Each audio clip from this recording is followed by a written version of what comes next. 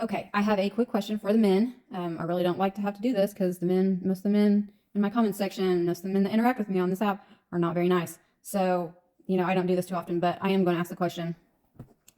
What advice would you give your daughter or your niece or your sister about men that you think they should know about men, whether that's how men react to certain situations, whether, how they think, how they act, just all the things. What advice would you give them that you yourself do not follow in real life?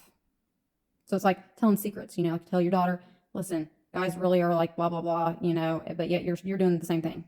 I have this question because number one, another creator did kind of the same thing, but it was in a little bit of a different way in the way that she interacted with the men. And I also have like a personal part of it where my ex, we had a very toxic relationship. Okay. It was all the abuses. Okay. All the stuff. And I asked him one time, would you be okay if your daughters were treated like this by their significant others? And he said, no. Okay. He wasn't okay with his daughters being treated like that by a potential partner, but it was okay that he treated me like that, which makes absolutely no sense whatsoever to me. So I guess that's my big question is, what would you tell them? What would you advise them? How would you tell them to go about their relationships? And also, I also wanted to make it clear that the men that come on my platform and they say, like, I'm talking about the like really mean stuff, I'm not talking about like advice. I don't mind advice.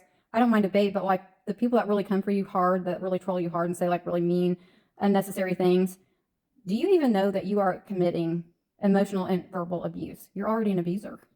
Already. You don't even think you are, but you are. When you tell somebody that they're ugly or stupid or grandma or you're old or you're ignorant or you're an idiot or whatever the case may be, because those words aren't necessary to get your point across.